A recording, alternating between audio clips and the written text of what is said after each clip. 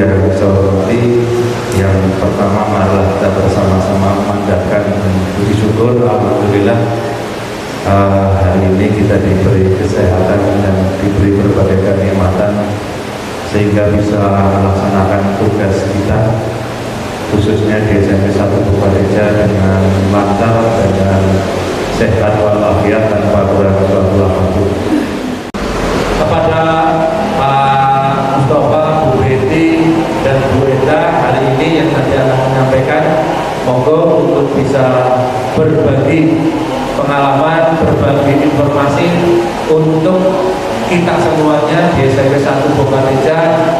Mudah-mudahan ini membawa manfaat baik, membawa kemajuan dan kebaikan bagi SMP Negeri 1 Bukareja untuk pertama adalah tambah wacana, tambah wawasan, yang kedua tambah pengalaman, tambah ilmu, dan harapannya bisa dipraktekkan kepada anak didik kita khususnya, sehingga pembelajaran di SMP Negeri 1 Bukareja ini tambah baik. Itu yang dapat saya sampaikan. Mudah-mudahan kegiatan hari ini bisa berjalan lancar dan membawa manfaat baik bagi kita semuanya. Kurang lebihnya mohon maaf, saya akhiri. Bila itu oleh Pak Hidayah. Wassalamualaikum warahmatullahi wabarakatuh.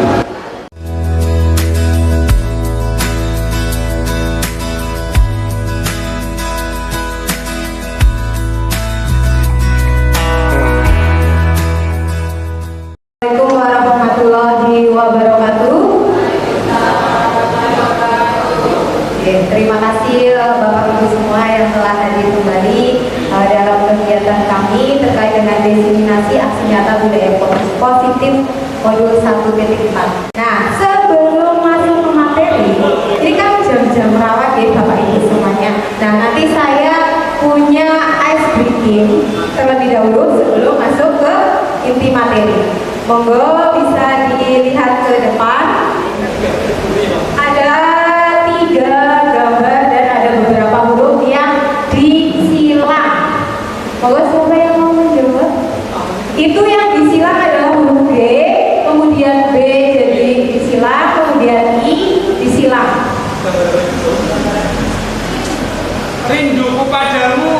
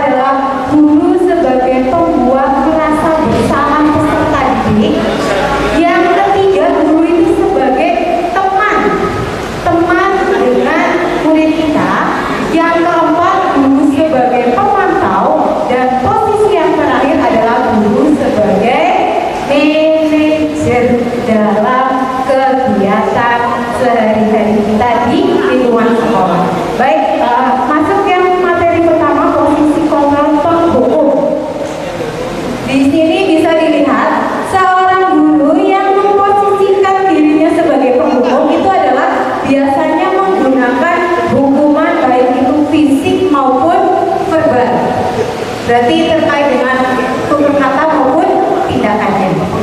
Yang kedua, orang-orang yang menjalankan posisi penghukum ini senantiasa mengatakan bahwa sekolah itu memerlukan sistem atau alat yang dapat menekan murid-murid kita lebih dalam lagi. Kemudian, guru senantiasa percaya hanya ada satu cara agar pembelajaran itu bisa berhasil, dan cara yang digunakan oleh beliau adalah cara yang terbaik, yaitu menghukum. Biasanya guru yang biasa memposisikan sebagai penghukum itu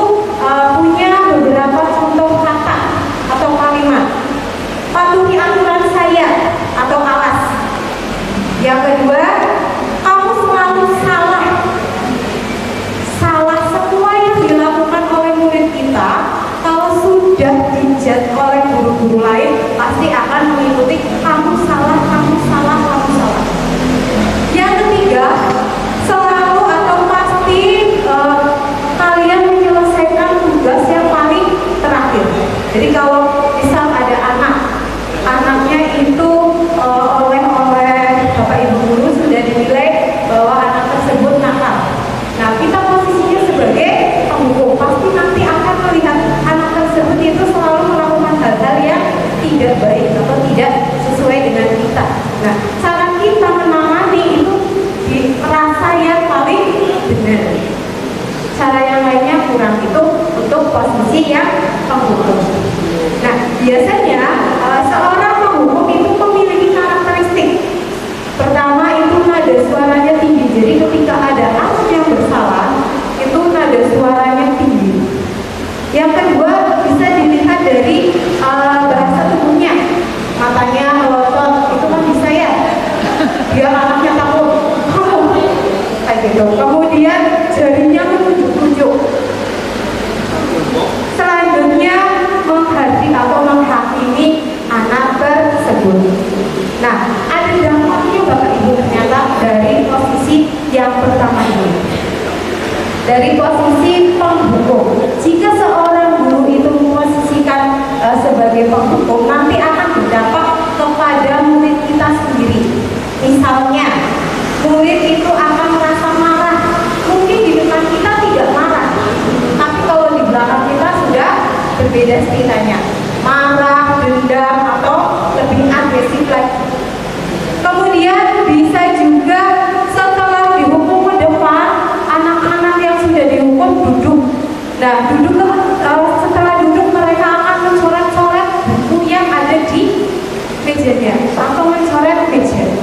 Itu dampak dari posisi guru sebagai penghukum. Atau yang lebih ekstrim lagi Bapak Ibu guru semuanya, anak-anak tahu nih, paham, oh Bu Betty pakai Vario, Pak Mustafa pakai motor ini, Pak Fauzan pakai mobil, Pak Rifki pakai pesawat. Nah, itu mereka akan ambil paku langsung menggoreskan ke alat transportasi kita. Itu yang paling ekstrimnya. Makanya kan sekarang masih sering ada beritanya ya bahwa anak atau murid itu berani melawan bapak ibu gurunya. Mungkin karena memposisikan dirinya masih sebagai penghukum. Posisi yang kedua yaitu membuat merasa bersalah. Ini berbeda dari posisi yang pertama. Posisi membuat merasa bersalah itu posisi yang biasa guru lakukan dengan suaranya lembut. Tadi kalau yang penghukum kan ada suaranya tinggi, tapi kalau untuk melakukan murid itu merasa bersalah, nah Bapak Ibu guru itu menggunakan suara yang lembut. Kemudian pembuat rasa bersalah akan menggunakan keheningan yang membuat orang lain merasa tidak nyaman dengan posisi tersebut, merasa bersalah atau rendah diri. Nah, biasanya kata-kata yang muncul dari Bapak Ibu guru yang memposisikan sebagai pembuat rasa bersalah, satu, biasanya menyampaikan, ibu sangat kecewa sekali dengan kamu kan. Kemudian bisa, berapa kali lagi Bapak harus memberitahu kamu ya? Atau bisa juga, bagaimana coba kalau orang tua kamu tahu kamu berbuat seperti ini. Nah, jadi menggunakan kata-kata yang lembut itu berarti membuat murid kita merasa bersalah dengan apa yang sudah mereka lakukan. Nah, di posisi ini murid akan memiliki penilaian terhadap dirinya sendiri yang kurang tentang diri mereka. Misalnya, murid merasa tidak berharga, merasa mengecewakan orang-orang yang telah menyayanginya atau percaya kepada dirinya karena dia telah melakukan perbuatan yang tidak sesuai. Nah, para pembuat merasa bersalah ini mempunyai ciri atau karakter tadi nada suaranya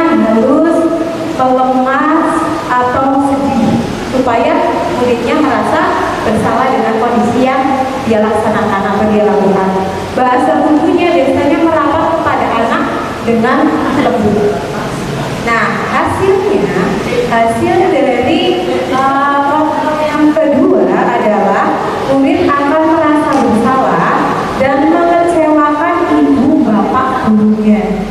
Jadi sudah diberitahu sama jenengan semuanya, tapi karena dia melakukan bersalah, kemudian jenengan semua melakukan pendekatan dengan murid, itu murid akan merasa kecewa. Murid akan merasa menjadi orang yang telah gagal dan tidak sanggup membahagiakan orang yang disayanginya. Itu untuk posisi kontrol yang kedua. Nah, yang ketiga ini yang biasanya banyak diposisikan oleh bapak ibu guru sekarang, apalagi kita masuk ke generasi Z, yaitu posisi kontrol sebagai teman, guru sebagai teman murid-muridnya.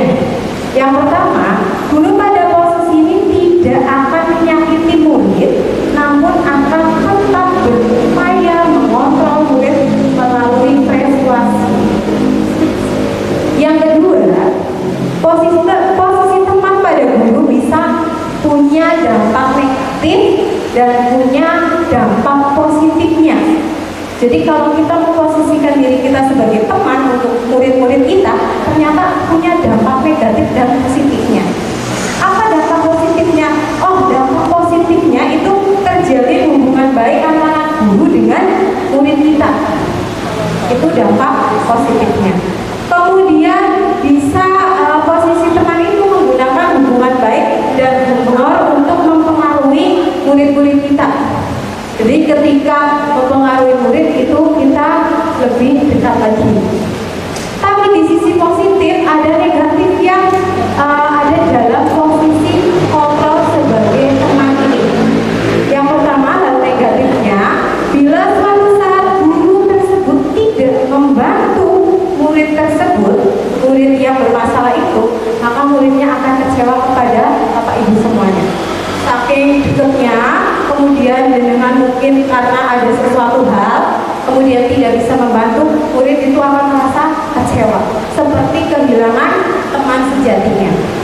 Yang kedua, mungkin juga akan timbul seorang murid hanya akan bertindak untuk guru tersebut. Jadi kalau bukan guru itu yang memerintahkan, anak tersebut tidak akan mau, tidak akan nurut. Nah, itu hal negatif dari posisi kontrol sebagai teman. Jadi ada positif, ada negatifnya. Nah, kemudian di sini untuk posisi kontrol sebagai teman, nah ada suaranya itu biasanya ramah. Jadi bapak ibu guru itu ramah ke murid-muridnya, akrab, dan selalu bercanda dengan murid-murid, baik itu di dalam pembelajaran maupun di luar pembelajaran. Kemudian bahasa tubuhnya itu hampir sama dengan yang tadi, merapat pada murid, mata dan senyum jenaka. Jadi lebih friendly ke murid-murid kita. Nah, hasilnya dari posisi guru sebagai teman itu murid akan merasa senang. Ya, tadi seperti yang saya sampaikan. Jadi ada dampak positifnya, murid itu senang dan akrab dengan guru tersebut. Tapi bila ada masalah, dia hanya bisa mengandalkan guru tersebut, tidak bisa mencari solusi dari permasalahan yang dia alami. Itu negatifnya. Yang keempat, guru sebagai pemantau. Pemantau itu kan artinya mengawasi, guys, Bapak Ibu. Jadi posisi pemantau itu berdasarkan pada peraturan dan konsekuensi. Jadi ada peraturan, kemudian ada konsekuensi. Nah, jadi tugas guru di sini hanya memantau terkait dengan apa peraturan yang sudah ada, apa yang kamu melanggar, dan bagaimana konsekuensinya. Kemudian seorang pemantau sangat mengandalkan perhitungan, catatan, data yang dapat digunakan sebagai bukti atas perilaku seseorang. Jadi apabila ada murid-murid itu sudah melakukan hal-hal yang kurang baik, itu guru sebagai pemantau melihat catatan-catatan, mungkin dari wali kelas, guru mata pelajaran, atau bahkan guru lainnya. Yang terakhir, posisi memantau dari berawal dari teori stimulus dan respon yang menunjukkan tanggung jawab guru dalam mengontrol murid. Jadi tugasnya mengontrol murid, dilihat dari peraturan yang ada dan konsekuensinya. Nah, pemantau ini menggunakan ada yang datar atau biasa saja, dan bahasa tubuhnya biasanya formal karena beliau hanya mengontrol bagaimana perilaku serta didik atau murid. Hasilnya bagaimana Bapak Ibu?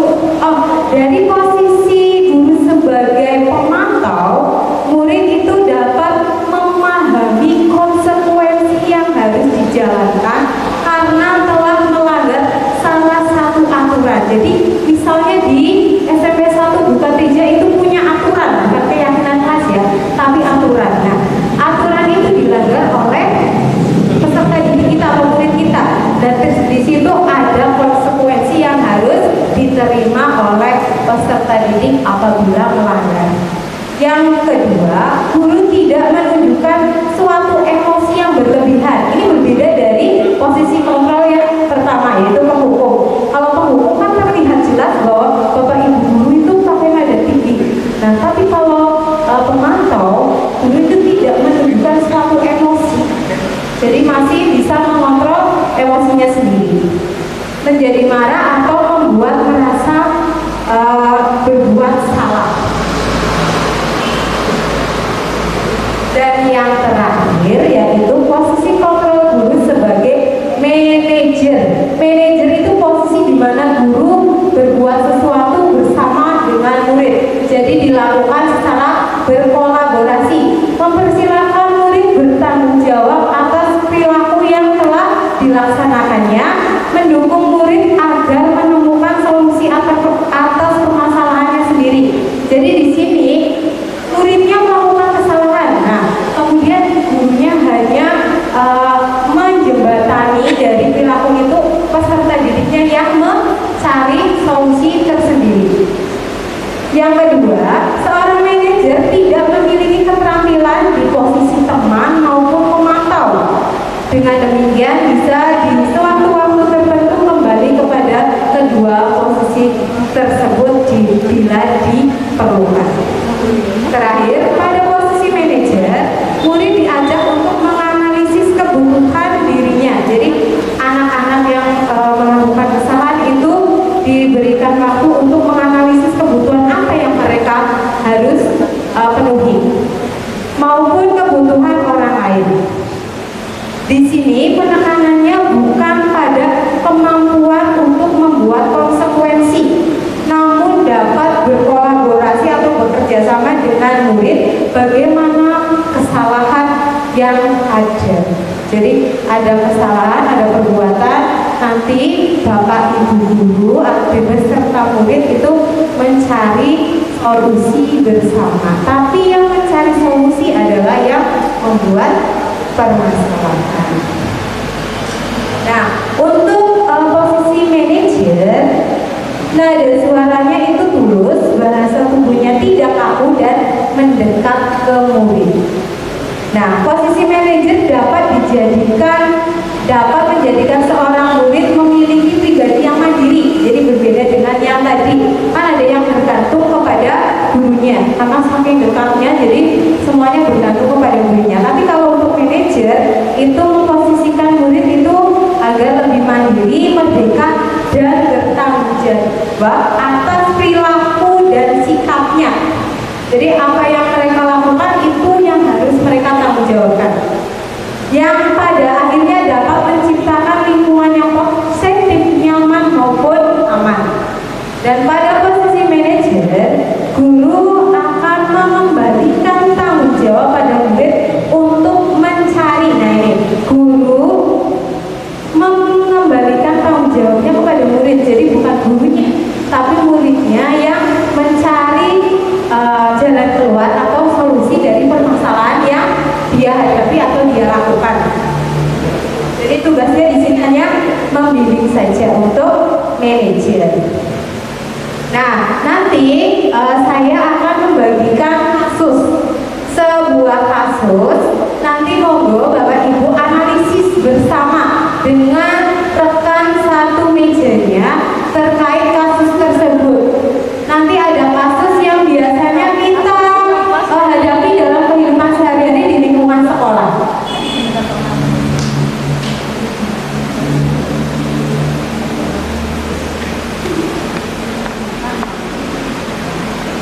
Oke, terima kasih Bu Enda.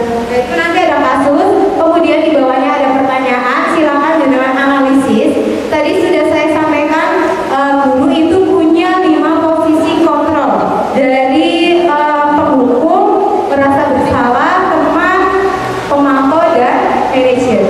Dan dari kasus itu, bapak atau ibu guru itu sudah memposisikan dirinya sebagai apa? Coba nanti dianalisis, kemudian nanti salah satu menyampaikan hasil analisis.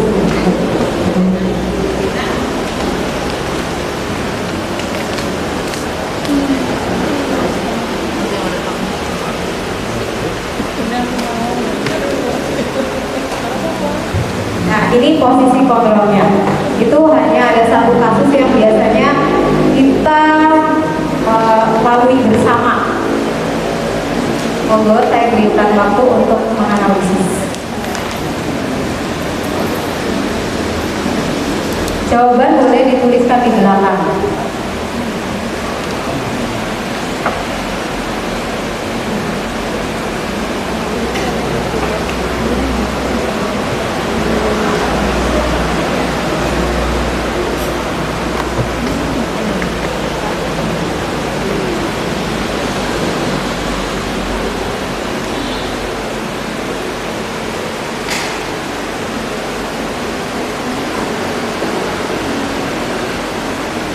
Kasusnya tentang Sabrina nih Bapak Ibu.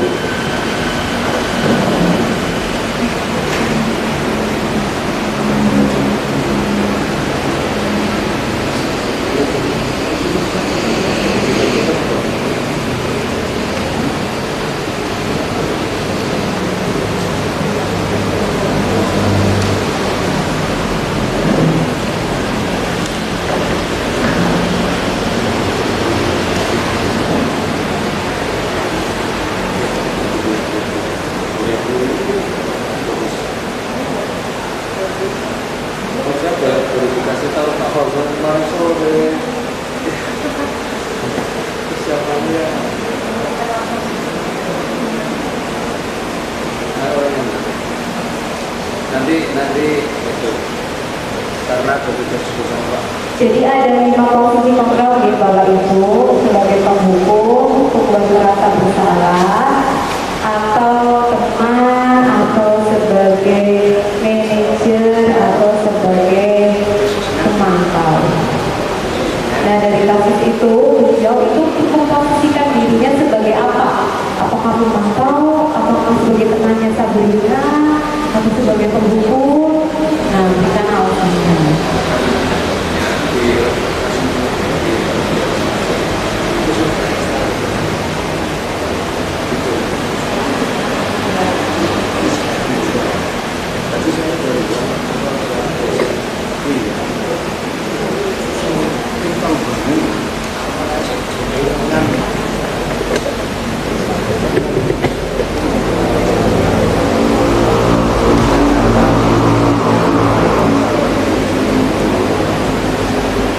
Yang bisa bekerja sama dengan teman-teman.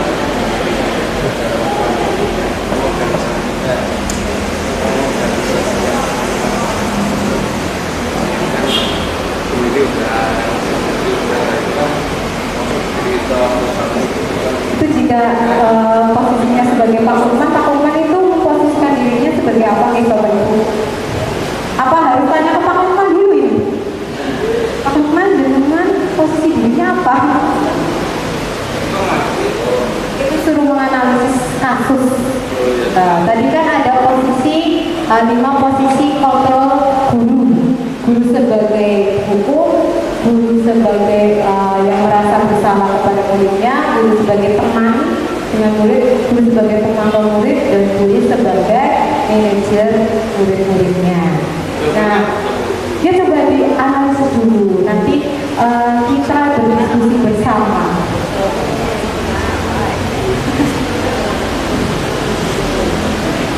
10 menit lagi ya Bapak Ibu.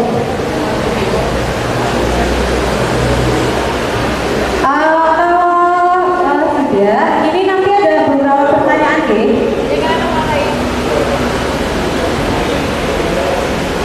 Pertanyaan pertama, dalam kasus di atas, sikap posisi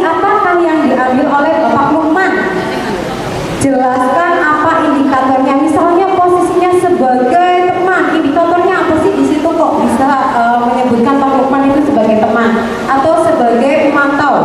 Nomor 2, bila Bapak Lukman mengambil posisi sebagai manajer, misalnya Pak Lukman ini posisinya berubah menjadi manajer, apa yang akan dikatakan atau pertanyaan seperti apa sih yang akan disampaikan ke Sabrina dari posisi manajer itu?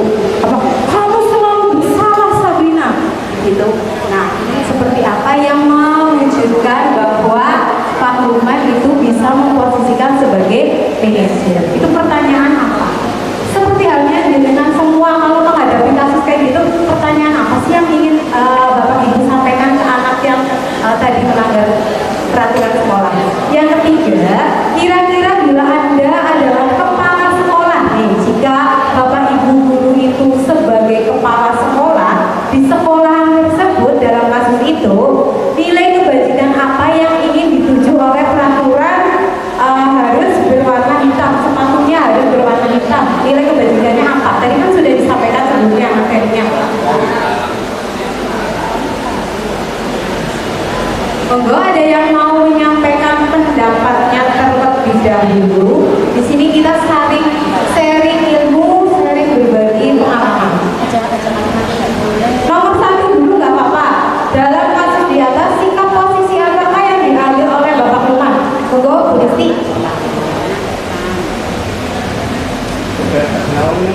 Bapak Lukman posisinya sebagai penghukum. Oh, kalau dari pendapatnya Bu Esti, penghukum. Kenapa Bu Esti menyampaikan bahwa Pak Lukman itu sebagai penghukum? Karena Pak Lukman tidak mau menerima alasan apapun dari Sabrina dan tetap melakukan hukuman. Oh, tetap melakukan hukuman, tidak mau tahu alasannya ya Bu ya, kenapa Sabrina memakai sepatu itu. Ada yang lain? Argumen yang pertama? Sama semuanya? Oh, Pak Fauzan.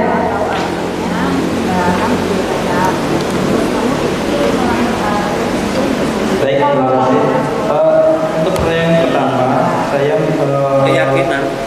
menyimpulkan bahwa Pak Lukman posisinya sebagai pembuat merasa bersalah. Kenapa? Karena di paragraf ke-3 itu dijelaskan kalimatnya adalah ya sudah, kamu tidak bersepatu saja seharian di sekolah. Sekarang silakan belajar tanpa sepatu. Jadi dia akan Sama Esa seperti ini. Oke, baik. Ada lagi? Monggo. Hampir bersama dengan Pak Fauzan bahwa kita memilih komunitas sebagai pembuat rasa bersalah. Itu tadi sudah dengan indikator yang disebutkan, ya sudah kamu dan lain sebagainya. Terus sudah kamu sudah melanggar, itu mengingatkan bahwa anak sudah bersalah. Kemudian juga tidak mau mendengar permintaan maaf dari Sabrina. Jadi kan anak sudah minta maaf dan merasa bersalah, sudah menyadari kesalahannya bahwa memakai sepatu hitam, tapi ternyata ya membuat Rasa bersalah. Ya nanti. Beri tepuk tangan buat Bapak Ibu semuanya. Saya punya tepuk tangan yang anti mainstream nih. Nanti kalau ada yang menjawab atau setelah presentasi kita tepuknya kayak gini. Tepuk jempol, jempol kanan, jempol kiri, jempol, kayak gitu ya Bapak Ibu. Ulangi lagi. Tepuk tangan, tepuk jempol buat yang tadi.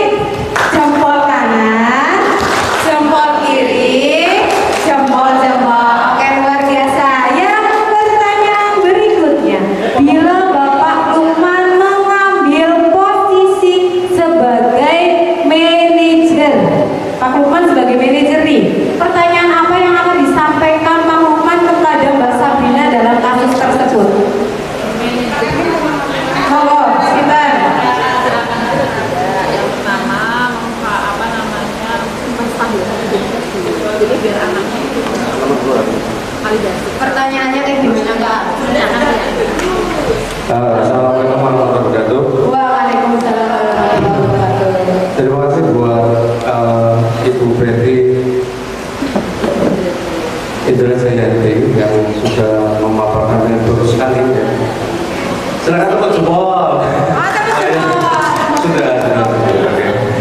Kalau sebagai manajer, itu kan ada 3 hal yang harus dilakukan oleh manajer. Yang pertama adalah menstabilkan identitas, yang kedua adalah validasi, dan yang ketiga adalah menanyakan Apa? Menanyakan apa Pak Guru? Iya. keyakinan dong. Oh, iya. Oh, keyakinan jadi harus. Yowes, yang pertama yang dilakukan, karena tadi posisi Pak Lukman di sini itu yang menurut ceritanya jenengan ini, yang itu sebagai penghukum gitu ya. Ada yang penghukum, ada yang pembuat rasa bersalah. Oh, pembuat rasa bersalah, kasihan buatnya.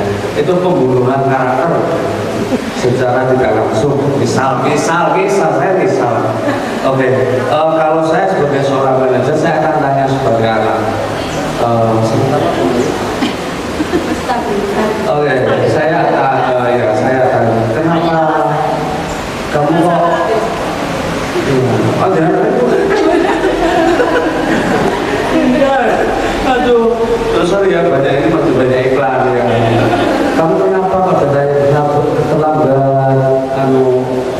Sabrina. Oh, pertama Ya. tanya dulu ya. Itu alasannya apa gitu kan? Terus harusnya alasannya apa? Nah, terus kira-kira coba apa yang salah dengan diri kamu yang kamu pakai sekarang? Kamu pakai baju, oke. Kamu pakai celana, oke. Kamu pakai sepatu, sepatunya warna ini Pak, gitu kan? Nah, kita arahkan anak itu untuk mencari, oh iya Pak. Nah, supaya anak itu kita berharap anak itu, oh iya mohon maaf Pak, ini sepatu saya hitam. Oh iya udah belanjakan aja. Contohnya seperti itu misalnya.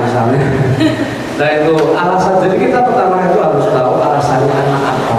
Jadi jangan langsung menjustifikasi anak, karena itu termasuk bullying verbal. Oke, terus pertanyaan kedua lagi. Udah. Sudah. Oh, pertanyaan apa lagi? Berikut lagi. Validasi kesalahan. Karena Sabrina itu sudah mengakui. Kan kita tanya alasan. Pasti dia ngaku pertama. Takut ya, mungkin takut gitu kan. Gimana takut gitu. Terus dia nggak ngakui lah. Tapi kita tanya terus gitu. Terus kita tanya terus. Kalau lanang, kalau harus terus gitu. Kan lanang. Tapi karena wadon ya orang. Gitu kan. Nah itu intinya gini, intinya kasih sayang sih. Intinya kasih sayang. Kita melihat seorang anak itu kayak tari zaman. Oh iya, yang kemarin itu. Gitu. Nah setiap anak itu anak itu spesial. Itu. Terus yang selanjutnya yang ketiga apa ya? Menanyakan keyakinan. Nah otomatis kamu tahu nggak? Keyakinan yang ada di sekolah kita seperti apa ya tentang jam pelajaran? Oh, sepatu jam pelajaran. Oh iya, sepatunya gitu. Oh, saya berkeyakinan kalau sepatu hitam Pak, misal. Ya. Oh ya itu, seperti itu kira-kira berarti. Mudah-mudahan penjelasannya ini puas ya, memuaskan Anda. Bagus. Kita kan sharing ya, Bapak Ibu, sharing. Oh, kita sharing. Ya, sharing terkait pembelajaran budaya positif yang 5 posisi kontrol itu. Sudah? Sudah. Tepuk tangan buat Bapak Edward. Jempol kanan, jempol kiri, jempol.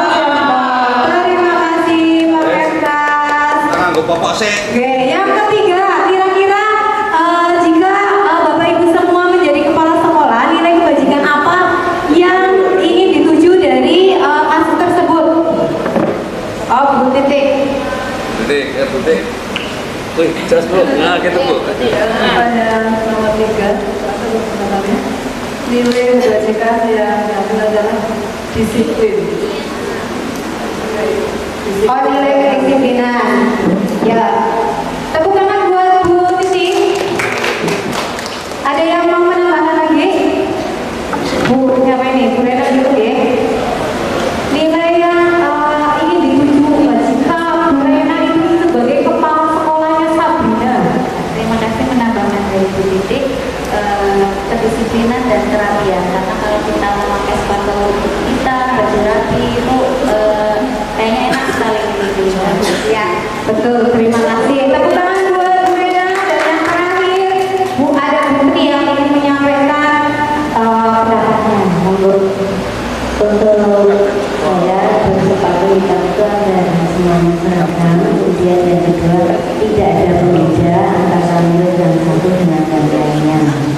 itu. Terima kasih. Terima kasih, tepuk tangan buat guru hebat Supensika SMP 1 Bukateja, luar biasa sekali. Lanjut nih Bu, jadi dari kasus tersebut bisa dilihat bahwa kita punya masing-masing pandangan terkait posisi kontrol dari sebuah permasalahan. Nah, lanjut. Terus bagaimana posisi kontrol yang baik sebagai guru untuk menangani permasalahan yang ada di lingkungan sekolah kita. Jadi posisi kontrol yang baik adalah guru itu sebagai manajer.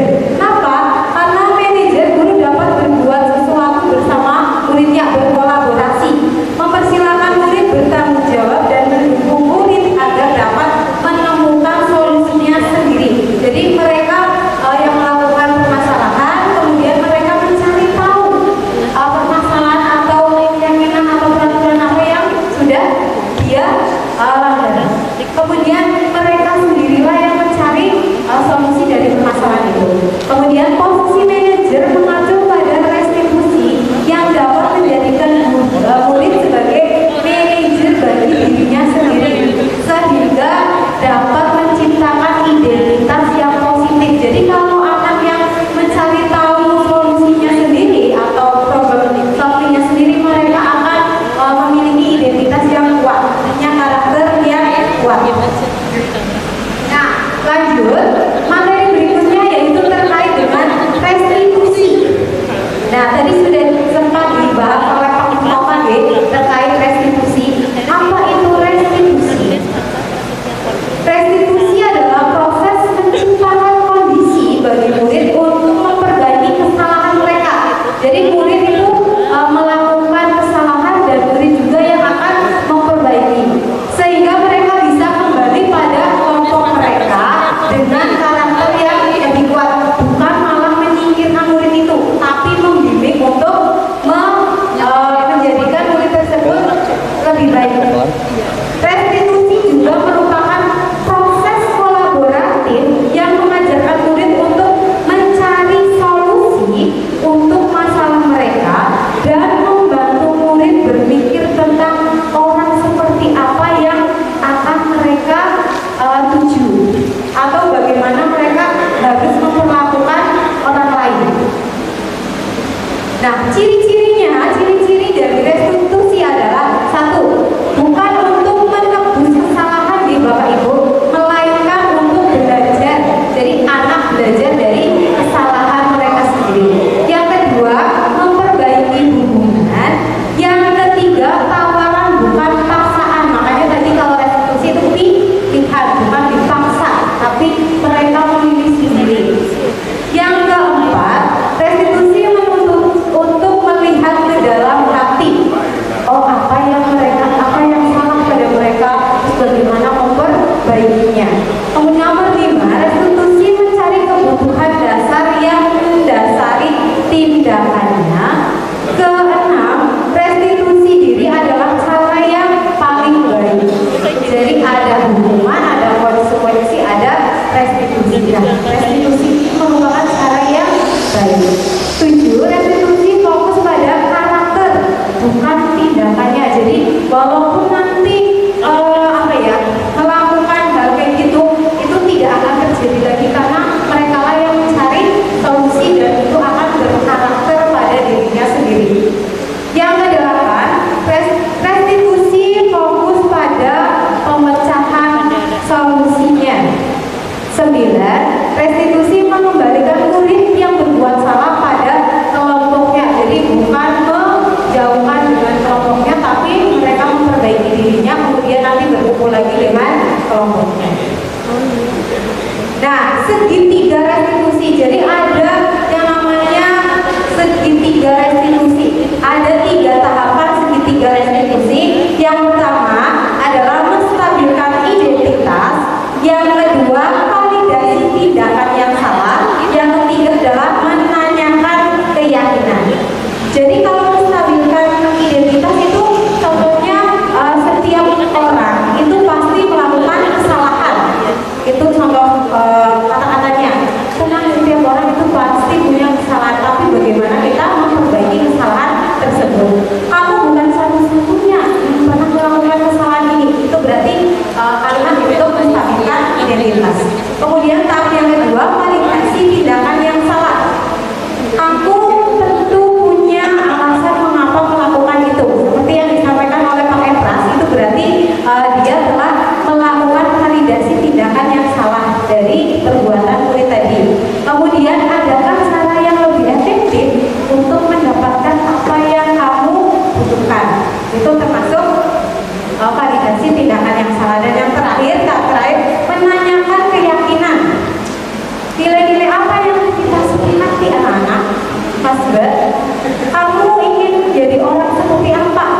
dari menanyakan keyakinan. Nah, kita bisa melihat menstabilkan identitas itu membuat anak merasa gagal karena berbuat salah menjadi positif terhadap dirinya. Yang tadinya berbuat salah terus bisa merubah dirinya menjadi positif. Contoh kalimat untuk menstabilkan identitas. Nanti kita akan praktek segitiga restitusi ya. Nanti ada kasus masing-masing Bapak Ibu guru punya kasus yang berbeda. Nanti ada yang jadi murid, ada yang jadi guru. Nah, kalau di sini posisinya guru menstabilkan identitas, murid biasanya berkata berbuat salah itu hal yang manusiawi, atau tidak ada manusia yang sempurna. Bisa juga Bapak Ibu juga dulu pernah berbuat salah. Kita pasti bisa menyelesaikan permasalahan sampai dengan apakah kamu bersikap baik pada dirimu sendiri. Itu berarti contoh-contoh pertanyaan yang bisa kita sampaikan untuk menstabilkan identitas dari peserta didik. Yang kedua, validasi kebutuhan atau membantu murid untuk mengenali basic kebutuhan dasar yang ingin dipenuhinya dalam melakukan kesalahan itu. Contoh, kamu bisa saja melakukan hal yang lebih buruk, tapi kamu tidak melakukannya kan? Nah, itu kan pilihan. Berarti itu ada restitusi. Kamu pasti punya alasan mengapa melakukan hal itu, atau apa yang penting bagi kamu, dan lain sebagainya. Itu contoh dari kalimat validasi kebutuhan. Dan yang terakhir, menanyakan keyakinan. Anak melihat kesalahannya, kemudian dihubungkan dengan norma sosial atau nilai-nilai yang mendasari manusia berinteraksi dengan orang lain. Contoh kata yang biasanya dilakukan untuk menanyakan keyakinan kelas. 1. Apa nilai yang kita percaya di kelas atau sekolah kita, nak? Yang kedua, nilai-nilai universal apa yang telah kita sepakati? Yang ketiga, kelas yang ideal itu seperti apa? Dan lain sebagainya. Itu terkait dengan menanyakan keyakinan. Nah, kemudian nanti saya akan membagikan contoh kasus yang biasanya kita hadapi di lingkungan sekolah kita. Nanti ada yang posisinya sebagai guru, ada yang posisinya sebagai murid nih. Terus nanti ada yang mempraktekkan satu. Muridnya siapa, gurunya siapa, seperti itu. Monggo. Sedap. Selanjutnya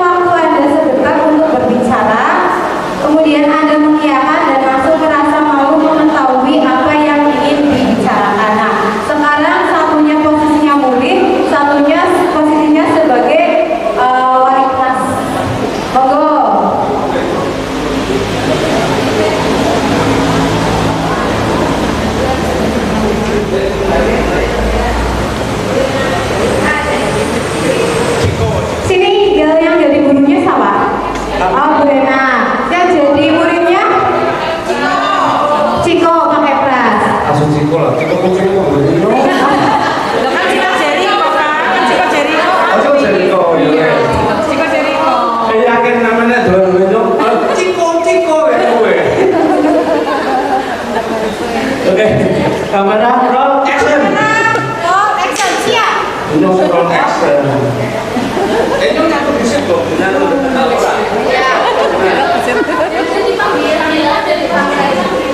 Aku suka dua orang yang bisik. Nah, kan udah doakan aja. Oh iya. Oh, sudah. Ya Bu, gimana Bu?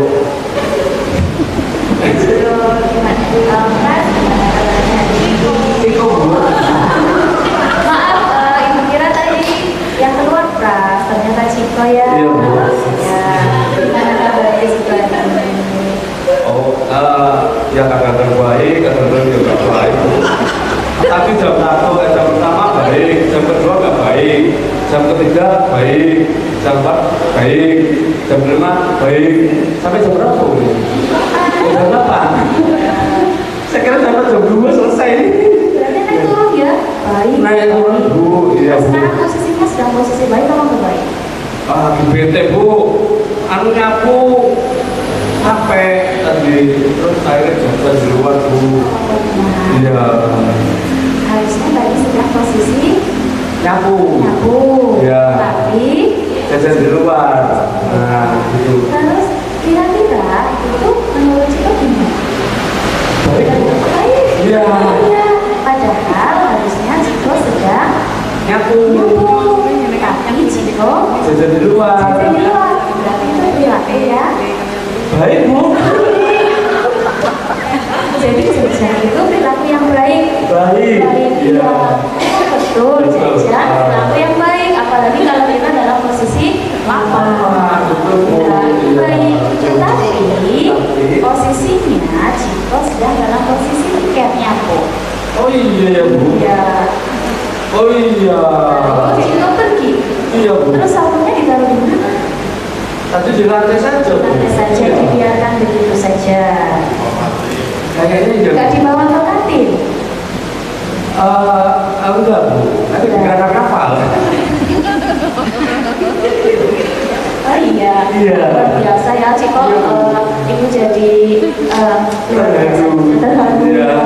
Ciko sudah jujur, sudah luar biasa. Gua dengan murid seperti saya Bu. Luar biasa sekali. Terima kasih Bu. Ya, sudah. Terus Belum. Ciko, hari ini Ibu manggil Ciko karena tadi Ciko belum menceritakan kalau Ciko habis nyapu. Ya. Tapi tidak menyapu, malah pergi jajan. Jajan. Kira-kira itu perbuatannya bagaimana? Ya, baik tapi tidak sesuai. Itu tidak sesuai. Iya.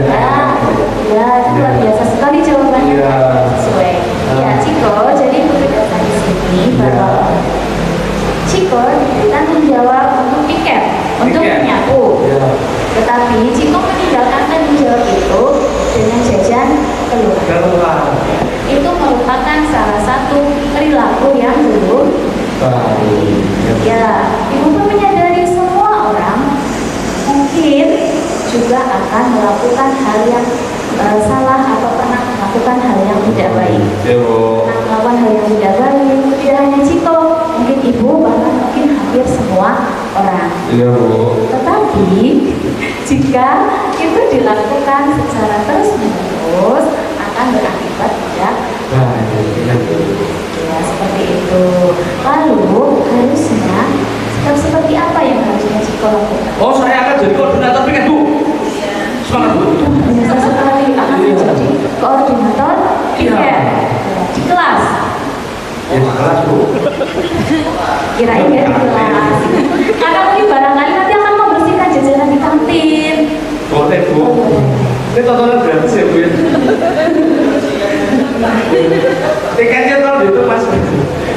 Jadi Ciko berkeinginan untuk menjadi koordinator piket. Tapi Sebagai penebus kesalahan. sebagai penebus kesalahan. Tapi sebelum Ciko menebus kesalahan, Jangan lupa Bu. Ibu ingin menanyakan. Jangan diturun nulis 15 kali Bu. Pada pasti COVID. Ciko masih belajar. Iya, masih di SMP. Oh sudah tahu ya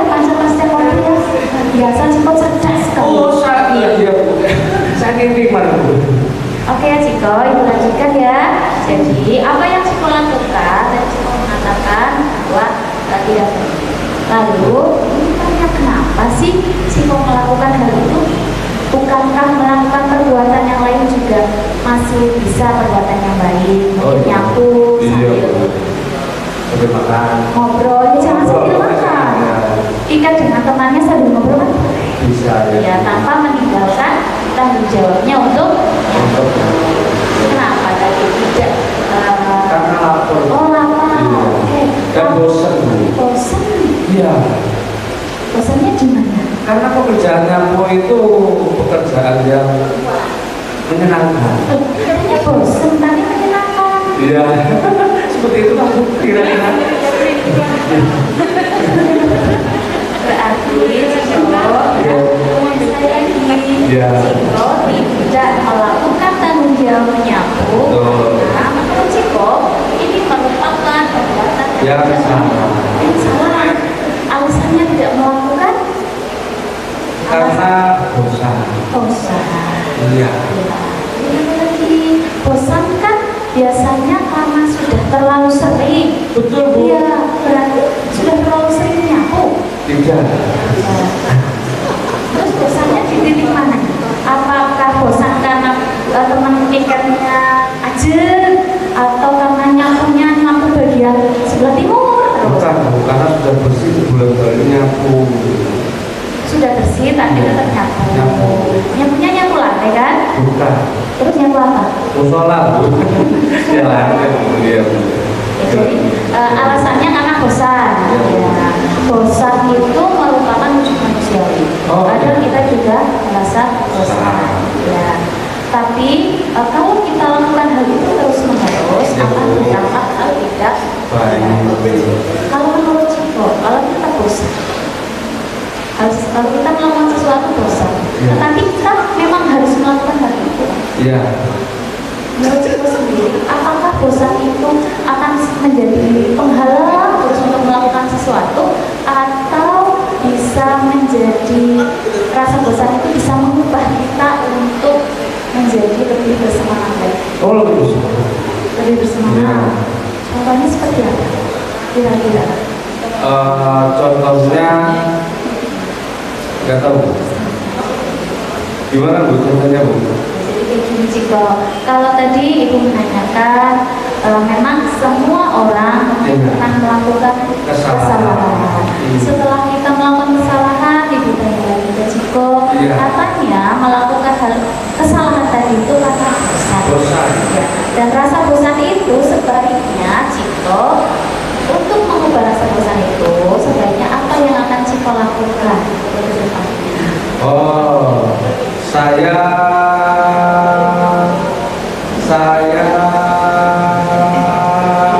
Ciko sekolah di mana? di sini, Bu. Ya, di SMP mana? SMP sini. Ya, SMP sini. Ya. Ya, di SMP sini Ya. ada aturannya enggak? Ada, Bu. Ciko salah satu aturan ya. Ya. Kalau di sekolah kan kelas. Iya. Tapi aturan kita di saat ini adalah di kelas. Di kelas. Karena Ciko berada di lingkup kelas 7. A. Salah satu peraturan di kelas 7A salah satunya adalah Menyapu. menyapu itu bagian dari menjaga Kebersihan lingkungan kelas. kelas. Kalau Ciko tidak melakukan kegiatan membersihkan kelas, berarti Ciko tidak menjalankan keyakinan yang sudah kita tuliskan di Awal. Iya, betul. di awal. Kan waktu awal kita masuk di kelas 7A, kita membuat Kesepakatan, Bu. Iya, kita. Masih ingat ya? Masih, Bu. Salah satunya juga Menyapu. menyapu menjaga kebersihan Kebersihan sekolah. Berarti untuk selanjutnya Ya. sebagai wujud untuk mensepakati kesepakatan kelas, Ya. apa yang akan Ciko lakukan? Dia menjadi itu koordinator. Oh, menjadi koordinator Iya. untuk melaksanakan wujud dari kesepakatan. Iya. Ya. Luar biasa sekali Ciko Iya. ya. Iya, iya, iya. Semoga tidak terulang lagi. Amin, amin.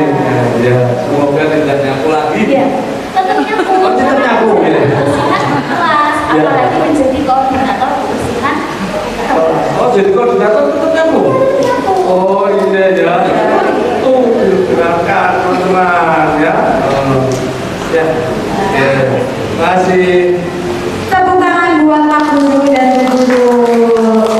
Tepuk jempol kanan, jempol kiri, jempol luar biasa sekali, hebat ya. Nah, tadi sudah dipraktikkan bagaimana penyelesaian masalah dengan menggunakan segitiga restitusi. Jadi dari Bu Rena sudah melakukan 3 tahapan segitiga restitusi, yaitu menstabilkan identitas dengan menanyakan terkait dengan permasalahan yang sudah dilakukan oleh Ciko tadi. Kemudian juga ada menanyakan atau memvalidasi kesalahannya, ditanya alasannya kenapa, dan yang terakhir itu menanyakan keyakinan kelas. Jadi Cikonya sendiri yang menyampaikan kesalahannya, mengutarakan alasannya, kemudian sampai mencari solusinya. Di sini guru hanya memberikan bimbingan saja. Itu terkait dengan restitusi. Jadi nanti anaknya punya karakter yang positif lagi, lebih baik lagi, dan bisa bergaul lagi dengan kelompoknya. Nah, saya punya kalimat untuk menyemangati kita semua, bahwa Anda dapat mengajar seorang siswa pelajaran selama 1 hari. Tetapi jika Anda bisa mengajarinya belajar dengan menciptakan rasa ingin tahu, dia akan melanjutkan proses belajar selama dia hidup atau pembelajaran sepanjang hayat. Sama halnya dengan kita, guru harus belajar sepanjang hayat supaya mengikuti baik itu kodrat alam dari peserta didik kita maupun kodrat zamannya, supaya tidak tertinggal. Sekian dari saya.